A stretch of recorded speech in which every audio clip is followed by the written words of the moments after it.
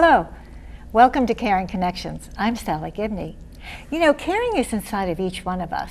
Every time we reach out to someone with a smile, a wave, whatever, we make a caring connection. My guest today is the most outstanding woman who actually has been named Rhode Island's Outstanding Woman. She is a sociology professor, retired, and has worked in so many different areas where she has made these caring connections. In child welfare, in corrections, in public policy, you name it, Sandra has done it. Sandra, welcome. I'm so happy to have you here. Thank you so much. I so appreciate and honored to be here with you. Well, you are just a very amazing woman. And I know for a fact that you are not someone who likes to talk about yourself. But today I am asking you to please tell us about yourself. Tell us about you growing up. What was it like? So I'm a lifelong Rhode Islander, except for 2 stays out of the state in Alabama for 1 year as a Vista volunteer, and then in Chicago working for the federal government. But I've spent my whole professional career here in Rhode Island. I grew up in West Warwick, a member of a working class immigrant family. My dad was from the Azores, my mom was from Quebec. And was educated in the Catholic schools here. Very first in my family to graduate from high school, first to attend college and graduate actually successfully. And I've been given, as a person of the generation, I'm a baby boomer. Mm-hmm. I was given the opportunity to be born in a booming economy, a time when my state education, my college education was completely free. Oh, wow. There was no tuition, there were just fees. Uh-huh. So I managed to get an education which the taxpayers supported. They gave me my education. So for me, I've been an eternal obligation back, to the community here for giving me an education which has allowed me to prosper and contribute to the best of my abilities. Well, now growing up, did you ever think that you would become a professor? Never in a million years, and I'm sure nobody in my family ever thought I'd grow up to be a professor either. Never. I think for me, I knew I'd graduate from high school, but the whole journey to college, I was I lacked direction. I had no idea what I wanted to be until I learned about sociology, and I chose that as a major. I had some ideas that I wanted to make contributions to the world. Maybe some of that was part of Catholic education, certainly part of my generation. Mm-hmm. But I knew I wanted to do something, and I think if I look back, I spent all my life thinking about how to make that contribution. Like what was the match? What was the match between the needs of the world and then the talents and skills that I might apply to that? And you had many talents and skills I bet you didn't even realize that you had. I think that's true for most of us. I do too. I think as we go along and explore, it's when these ideas come to us. Now, you did get your PhD. I did. That's amazing. Got my PhD at the age of 50. Wow. Yes. So, and then I spent the last 22 years of my career as a college professor, first at Rhode Island College and then at Bryant University. Oh, and how did you enjoy working with the students? I really like that age group. I find that for me, my enjoyment and success as a professor was always, my orientation always was that the students had something to teach me and that we're meeting in this common place with, both being on the planet in the same time, in the same room, and really interested in how they saw the world, how I saw the world, and then how I could bring the perspective of sociology to have us engage in some very interesting conversations.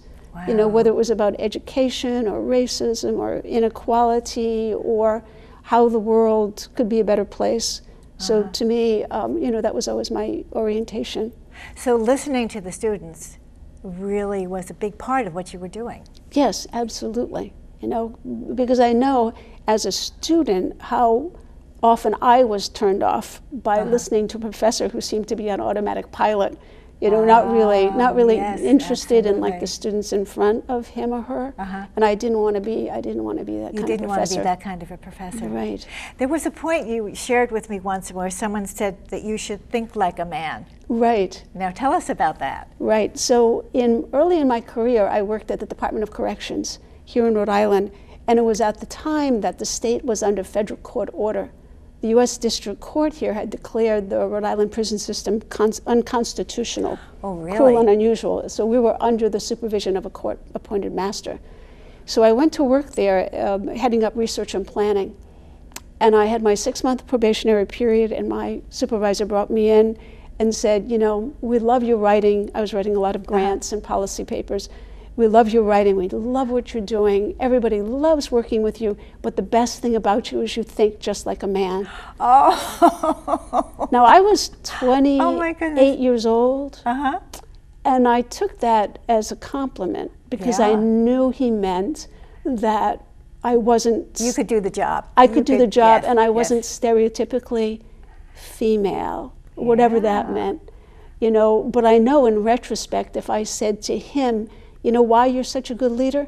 You lead just like a woman would, I would have been thrown right out of his office. But you know, it was combining the male and female piece that really worked. Well, you know, I think what it is, I think those of us who have encountered those kinds of stereotypes, we understand that sometimes when your boss makes a comment that I think just like a man, what he's basically saying is that men are rational and women are not, but you're the exception. You're the exception. And I take exception to being the exception. Yes, exactly. Especially now that I'm a little wiser. a little more mature and a little more experienced. Let's hope. Yes, I know, as we look back on that. Now, so you've had this wonderful experience teaching sociology, and then what came after that? So I retired 3 years ago, and 2019, and I created this company called Giving Beyond the Box. And this flowed out of a project I used to do at Bryant during the holidays, where we'd invite local vendors, social enterprises, you know, to campus with their goods. And social enterprises are usually income-generating aspects of nonprofit organizations, like Allison Bologna and Shreebark, let's say. Allison creates Shreebark. She sells these wonderful, tasty bars, and the profits go to support the nonprofit mission. So I brought vendors like Allison to campus. Now, what other kind of vendors? What other? So there's in town, there's something called Beautiful Day, and they are a refugee job training organization. They make artisanal granola bars, and they're moving into hummus, I understand. And they've been in business for about 10 years, providing wonderful employment, creating this wonderful granola, so that when consumers buy the granola, once again, the profits go to support. Go back to support these Right. refugees. That way they have to, you know, raise less money and write fewer grants, so that's great. So we have a lot of those in Rhode Island, so I invited them to campus along with some other national brands, and we sold $8,000 worth of goods in about 4 hours. And this in the is at holiday Bryant market. College. So This is you at had the Bryant. college students helping you with this. They were all Right, they were involved on in our this. team, and then the college community came, and then the next day we took that marketplace to Fidelity, and we did as well. So based on that, I had to ask myself, why were people so eager to buy, you know, granola and aprons from the after-school program and, you know, other products we have? And I think it's because when people understood that they could give a gift, you know, buy a good and also do good at the same time, that was really appealing. And people just loved the story. Yeah. You know, my goodness, I could give somebody a bag of granola instead of a bottle of wine, and they would say, well, what's this all about? And I would be able to say, I know how much you're concerned about refugee and immigration issues. You buy this granola, you And you're support helping there. refugees. Absolutely.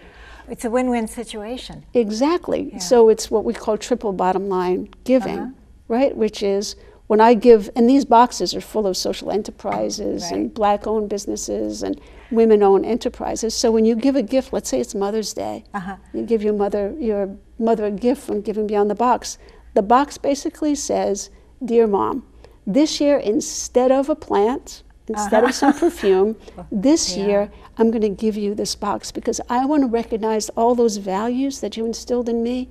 Your concern about the environment, your concern about the empowerment of women, your lesson to me to help the underprivileged. Exactly. I want to celebrate those values, and everything in this box celebrates those values. And I know because I did give some of these boxes as gifts for Christmas, and the information is in there. So when the person who receives it also benefits Right. from knowing where these things have come from and who they're helping. So to get back to that point about triple bottom line giving, I get to give a gift that makes me feel great about giving a great gift, which I love to do. I'm the gift of chief at Giving Beyond the Box, after all.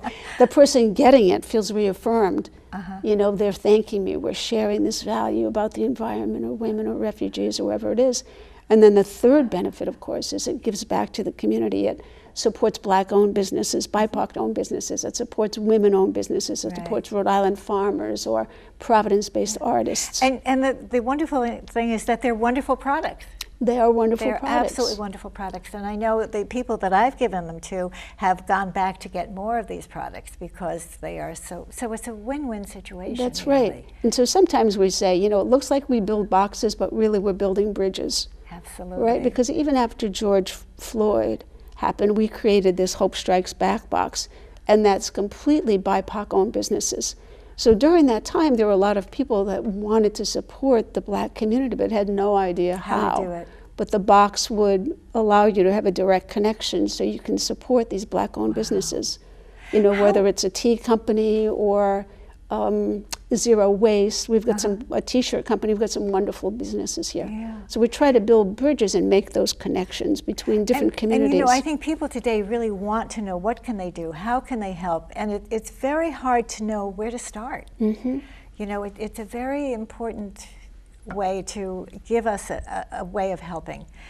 So after Giving Beyond the Box, now you're continuing with this. Yep, yes I am. And which is wonderful. But you're doing a lot of other things, Sandra. Now, we were just talking before, and we were talking about how can people of your generation, or my generation, I'm a little bit older than you are, when you get to a certain point where you're retiring, and you're saying, okay, what now?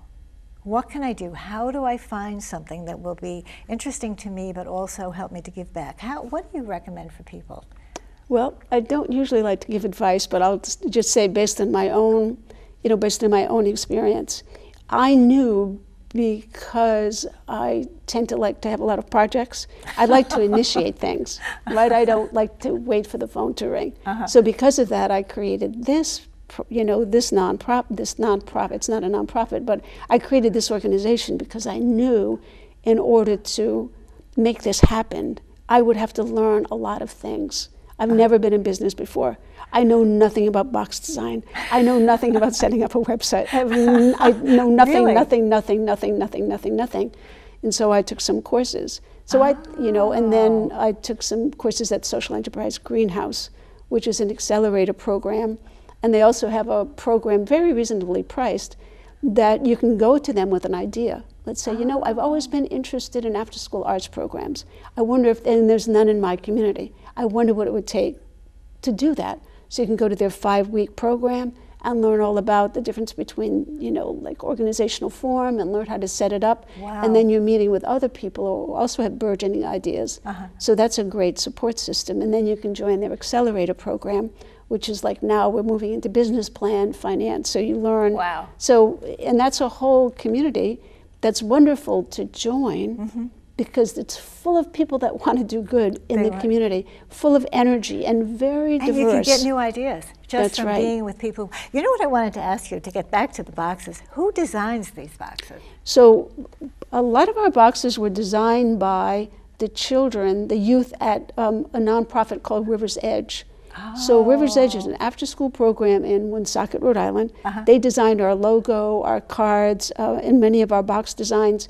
And what they do is they had studios. So I met with the people in the graphics design studio. There's one professional designer and then like 5 young people, and they learn all about graphic design. So I went and talked to them about Giving Beyond the Box, what it was going to do. And once again, it's this vague idea, and they turned it into this box. And then they turned it into another box, and then they did our logo. Oh, wow. Carlos did our logo and our business cards. So what's wonderful about this is the students get paid because I'm paying River's Edge. The students get paid for their work, and then they create a portfolio for them. So when they graduate from high school, say, I worked on the film for Blue Cross.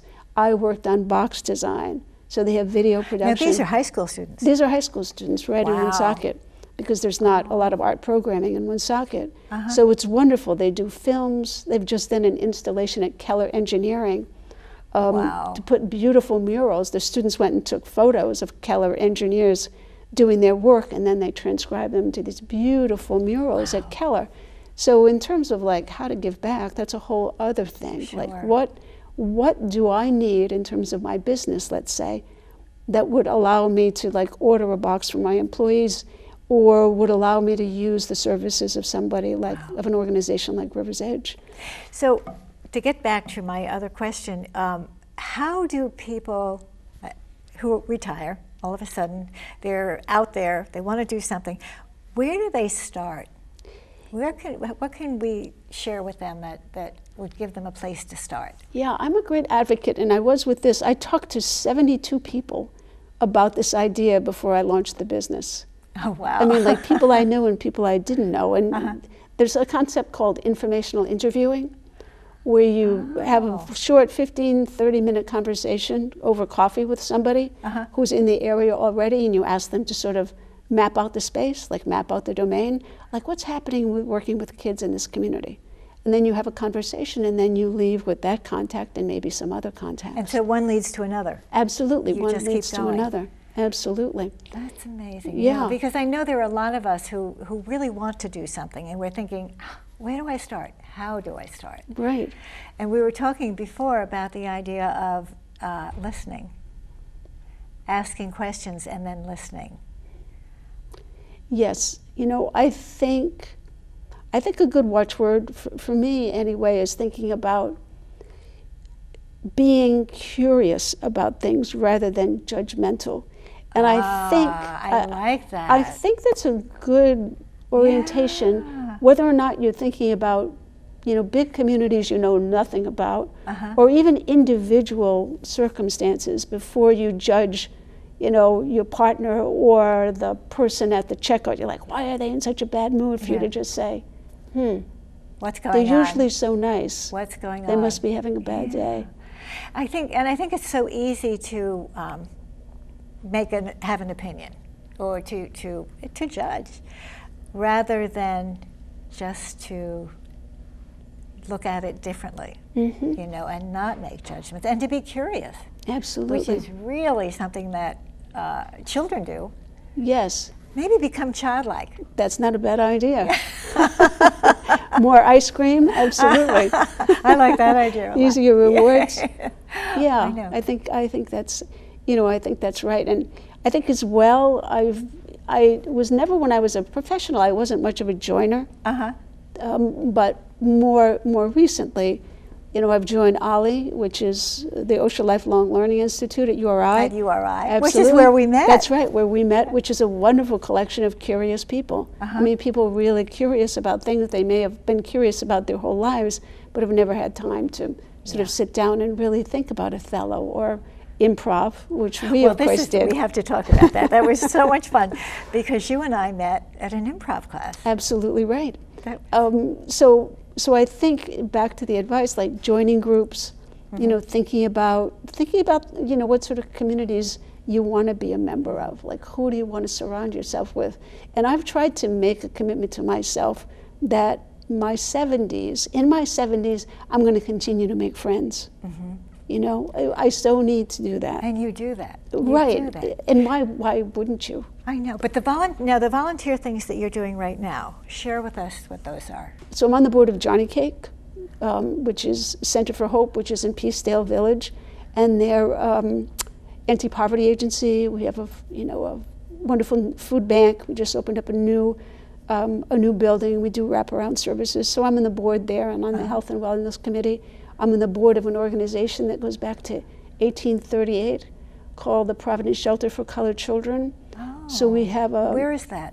It's actually is not located anywhere. We used to have a shelter, but that closed down in 1940. And this was an orphanage and home for African American children who wouldn't be able to go to the white orphanages. Oh, and so they were complete orphans, or what they call half orphans, or they sometimes would live in the shelter while their moms were working as domestics, live in domestics for the local wealthy people, and then the moms could come and visit on the weekends. What is the organization doing today? So we took the funds, we had funds that were brought out of the sale of our big shelter building on the east side, and we've invested them, and now we have a fund at the Rhode Island Foundation. So we distribute grants every year, probably somewhere about $75,000, $80,000 to local organizations serving African American children in Providence and in the metro area. That's really neat. Yes, and so more recently we started a program to try to increase the pipeline of young people of color into the world of philanthropy. So this year we had an intern from Providence College, and increasingly we're talking to local young people about what they want in the community. Once again, to go back to the youth. Go back to the youth. Absolutely. We were talking about this before, not just talking and sharing our experience, but listening is so important. Absolutely. You know, we have to understand at the age of 73, as smart as we are, our knowledge is a little dated, even if we work at being hip, really. Isn't that true? We're a little, that's so true. we're a little far from the action.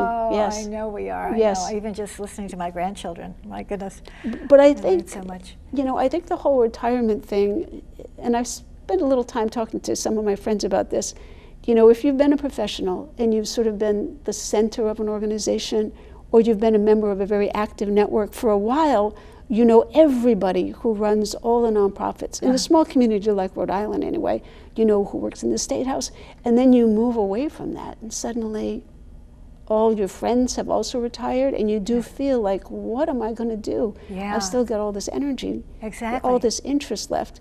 And for me, you know, I think starting things on my own was a good answer. But I think as well the importance of, you know, continuing to support those organizations, to continue to support like the leadership coming up. Sure. You know, I mean, this is important. It's so important. You know, it's so important to, you know, I do, as I said, I do a lot of outreach. You know, I like to be in touch with people. I like to let them know you are. I have their back, you know, if they need it. Exactly. So I think that's a way to stay engaged. Because I know we're going to run out of time in a little while, I would like to know, what is Sandra doing now? What are you doing for fun? Yeah, so I'm continuing a little work with improv, which was on my list of things I would never do for a while. Really? And yes. You're so good at it.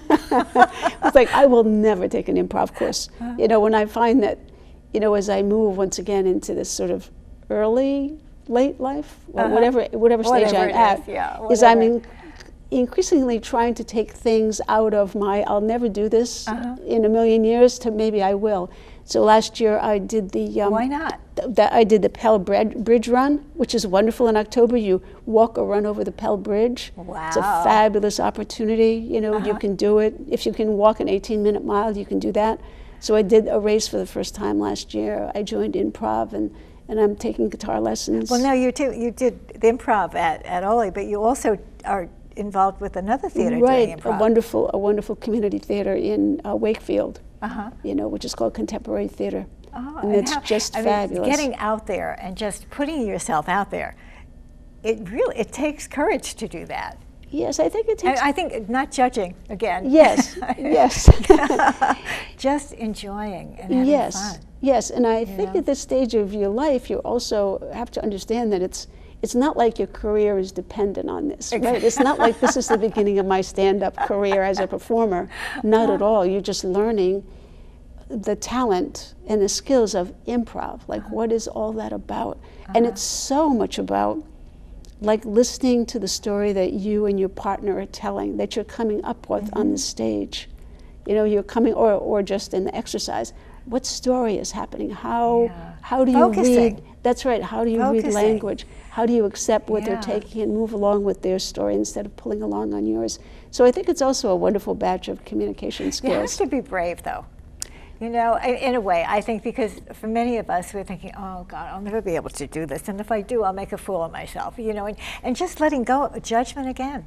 That's right. judging ourselves and judging what we can do and can't do. Absolutely. I think And just that's going for the fun of it. yes. I mean that's so true, right? Because the judgment of ourselves. Yeah. Instead of like, I'm such a bad person. I know. Instead of saying, well, why? we judge ourselves You harder know, than other people well, judge yes. us, I think. Like You know, instead of asking, why am I in that mood state? Why did that make me happy? I've just had lunch with a friend. Why am I so happy? Yeah. What is it? You know. And perfectionism. I think so many of us feel that if we don't do something perfect, we can't do it. Yes, And that's not good. absolutely. Now, also, you are taking guitar lessons. Yes, I am. Tell us about that. I've always played guitar, and now I've You taken, have in the yes, past. just but self-taught. So now I'm taking lessons, and I'm trying to learn how to read music, and I'm really enjoying it. I bought myself an electric guitar for my birthday. Oh, So, wow. I know. An electric guitar.